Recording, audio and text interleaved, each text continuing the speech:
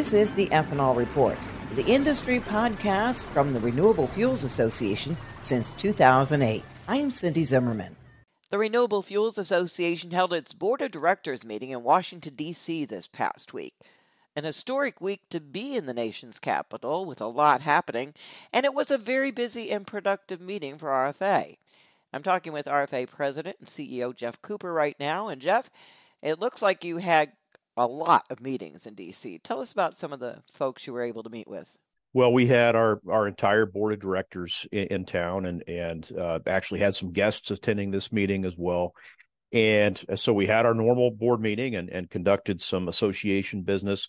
And then we sent all of our members up to the Hill to go meet with their elected officials and go meet with members of Congress that may not represent their state or district, but places where we want to continue educating folks about the benefits of ethanol and renewable fuels and getting them up to speed on some of our current policy and regulatory priorities.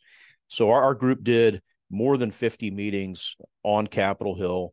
Again, both Senate and House members, staff for a lot of those members of Congress, but a lot of the members themselves as well. And again, gives us a great chance, gives our industry a great chance to, number one, thank those members of Congress who we know are fighting the good fight every day for us in the renewable fuels industry, but also, again, to answer their questions about what we're seeing in the marketplace and in the industry today, and really stress our policy and regulatory priorities and needs. So in addition to meeting with all those members of Congress, we had the opportunity to meet directly with EPA Administrator Michael Regan. He came and spoke to our board on Tuesday morning, and we had a great conversation with him. We were able to express our thanks and gratitude to him for all the great work that EPA has done on behalf of renewable fuels and the RFS in particular, E15 emergency waivers, and had just a great conversation about what we'd like to see moving forward with the renewable fuel standard and some other issues that EPA is engaged on. We also had a opportunity to visit with the Deputy Secretary from USDA, Deputy Secretary Torres Small, and that was a timely conversation because USDA currently has a request for information out that actually the deadline for submitting responses was just yesterday, and that pertains to how do we do climate smart agriculture commodities in the context of tax credits like the 45Z credit. How do we track and manage and verify and validate what is happening on the farm with regard to lower carbon farming practices? And then how do we quantify the greenhouse gas benefits of those practices? And then how do we transfer those benefits into the carbon intensity score of ethanol or other renewable fuels for the purposes of these tax credits? So very complex issues, very technical issues. And we had a great chance and a great dialogue with Deputy Secretary Torres Small on that issue, and gave her plenty of feedback from the industry and answered some of her questions and got good, great information from her on kind of where the department is headed with some of this. So overall, lots of meetings this week, lots of great discussions, lots of energy. And at the same time, like you said, it was an interesting week to be in D.C. We had Prime Minister Netanyahu speaking on Wednesday morning to a joint session of Congress. Luckily, we had sort of wrapped up our fly-in by that time, and we're largely done with our meetings, so it didn't cause a lot of interference. But it was tricky getting around town on Wednesday, I'll tell you that. I'm sure it was. Well, you mentioned the climate smart farming input to USDA, and obviously sustainable aviation fuel, the 45Z tax credit was probably a big topic of discussion with at least the administration officials that you had a chance to talk to. But tell us about what RFA, what your input was to USDA regarding how to keep track of and report climate smart farming practices. Yeah, and again, those comments were due just last night, so we got those filed. And that largely was a conversation that we had with the administration and USDA in particular. But we also, made sure we were talking about this issue with all of those members of Congress as well. And you may have seen that while we were in town, there was a letter from 52 members of both the Senate and House, bipartisan, bicameral letter that went to the administration that basically said, we got to get proposed rules out on 45Z. This tax credit is supposed to go live on January 1st of 2025, according to the law. And we don't even have a proposed rule out from the Treasury yet to react to. So, again, perfect timing for that letter from the Hill. But much of our feedback to USDA around climate smart agriculture and how to track and verify and validate and manage these supply chains has to do with the use of a chain of custody model called book and claim. And basically what we are advocating for is, look, if there is a requirement under 45Z or any, the SAF tax credit or any other program where climate smart attributes, low carbon farming attributes have to remain tightly connected or coupled to the physical bushels of corn or soybeans or whatever other crop we're talking about, this probably isn't going to work very well.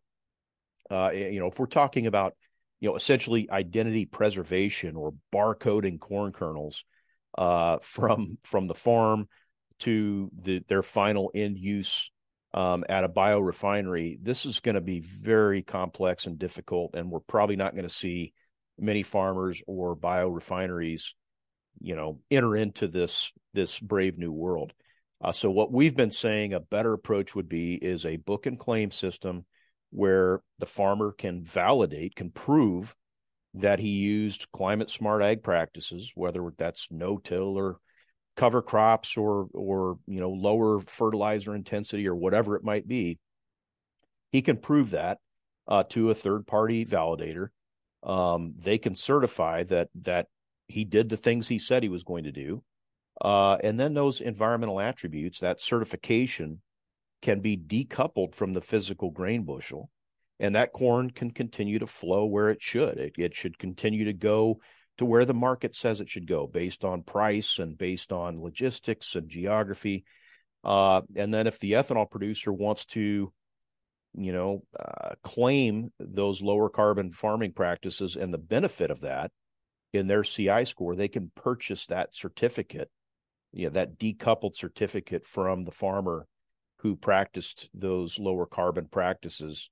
Again, regardless of geography, and you could have a farmer in Georgia selling a climate smart certificate to an ethanol producer in Minnesota, and then that ethanol producer gets to claim the benefit of that CI reduction in their CI score.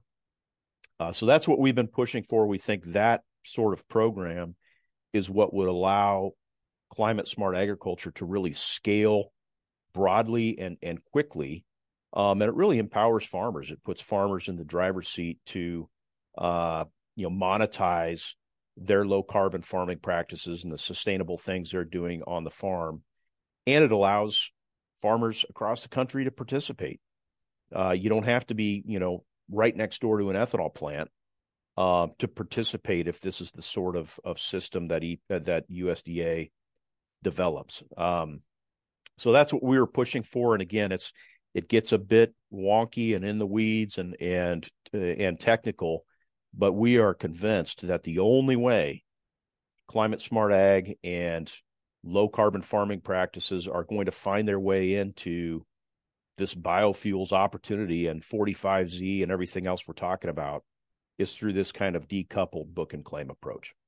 What about as far as legislation is concerned? We still don't have a farm bill, for one thing. We had a year-round E15 bill that doesn't seem to be moving it much at this point. And we saw the House of Representatives cancel their last couple of days of the session this month. The question really is, do you think we'll get anything legislative done before the end of the year at this point? Well, I think you're right. I mean, the House decided kind of midweek while we were there that they're pulling the plug on coming back next week. So I think for all intents and purposes, the August recess has sort of begun. I think there's a few little things that are going to get cleaned up and finished up early next week. But then you're going to have, members of Congress back home in their states and districts for the next month. And then, of course, we've got the presidential campaign and the elections in November. So members of Congress who are up for re-election are going to be campaigning as well. And so we don't expect much getting done legislatively between now and Election Day. There are, you mentioned the Farm Bill. We think there's very likely to be a straight 1-year extension of the existing program that happens, hopefully sometime in September before the existing Farm Bill expires. And beyond that, I think we're actually looking at lame duck before there's any opportunity for movement on anything else. And we did talk a lot about the need for legislation on year-round E15. Again, I think there's broad support, bipartisan support for getting something done ahead of next summer to allow for year-round sales of E15 nationwide. But the challenge is finding a vehicle, finding a way to move that kind of legislation with the days that are left on the legislative calendar. And again, as we look between now and the end of the year, it appears to us that really the only shot, the best shot we would have would be during lame duck when there might be, appropriations and other things moving where the can has been kicked, into the lame duck session. So that's kind of what we're keeping our eyes on. And we obviously are also looking ahead to a new Congress in the new year and starting to strategize for that as well. Another thing that happened this week while you were in D.C. was a hearing in the House Agriculture Committee about the financial state of our nation's agriculture, farmers and ranchers, and they painted a very bleak picture. Also, someone from the corn growers testified, and she was talking about also her concerns about ethanol even being able to qualify for sustainable aviation fuel. Just your feedback on that kind of a bleak outlook for the farm economy. Yeah, I think we're all very concerned about the signals that we are seeing and the direction that things are headed with the farm economy. We're obviously looking at very high levels of carry out and stocks for various commodities. It's great to have a good growing season and we're still looking at potentially record corn yields, but the downside to all that is you got to have a home for all that production and all that supply, and as you know, that's one of the reasons that the ethanol industry exists in the first place. Is farmers got together and said, "Man, we got to figure out, we got to build new markets because production is outstripping demand." We're looking at a situation where we're going to be back in that dynamic unless some action is taken to expand markets for these commodities. And as we look at it, the fastest and easiest and most straightforward way of growing demand for corn is to expand markets for ethanol. And again, that plays into the discussion around nationwide year-round E15. That would be the fastest, simplest thing that Congress could do to put to put a spark back in the corn market and kind of ignite some new demand and get some new bushels moving into new markets. Obviously sustainable aviation fuel and some of these other things are longer term market opportunities. Corn ethanol can qualify for 40B and can generate that tax credit, which goes away in 5 months and becomes 45Z. if it's produced under certain conditions. If you've got corn ethanol with carbon capture and sequestration or certain other technologies, it gets a CI score that is low enough to qualify. Now, I know the climate smart ag piece of 40B is a huge concern for farmers, and rightly so. And that's one reason that we are so interested in making sure that USDA and the Treasury get it right under 45Z. Again, 40B goes away in a few months anyway. So let's get it right for 45Z and make sure that farmers and corn-based ethanol and other crop-based biofuels have a chance to compete in that program. Well, to wrap up, obviously, this last month has been insane. And there's a lot going on right now politically. This is really kind of subjective on your part. What was the mood like in DC with the people you met with and the administration officials and lawmakers from both parties? What's the feeling in DC? Well, I think there's a lot of uncertainty and a lot of anxiety about where things are headed. I will say that I think there was a little more optimism and people feeling a little better on the Democratic side of the aisle, having a little more clarity around the way forward for their party when it comes to the presidential election. And certainly on the Republican side, they're feeling pretty good about where they're at with their candidate and the progress they're seeing. So, but there's a lot of uncertainty and a lot of like I said, just people sort of on edge about things that are happening. And again, you look at the situation in Israel and the fact, that we had Prime Minister Netanyahu there in town on Wednesday, and it's clear there is a lot of just angst and disagreement in the electorate. There were protests everywhere we went on Wednesday. And so that, that is kind of an undercurrent in town these last several weeks. And I guess that's fairly typical in an election year. The closer you get to an election is the temperature just gets raised. Everybody's a little more on edge, and certainly that was reflected in many of our meetings and travels around the Hill this week. But overall, what's the mood for the ethanol industry, would you say, right now? I think the mood remains positive. And we are optimistic about where things are headed and the outlook. But man, we got some big questions that need to be answered. And one of those is, what is 45Z really going to look like? And until we see a proposed rule and until we have a chance to weigh in with Treasury, there's a little anxiety and apprehension about whether that program is going to be what we hope it will. So that's been the big one.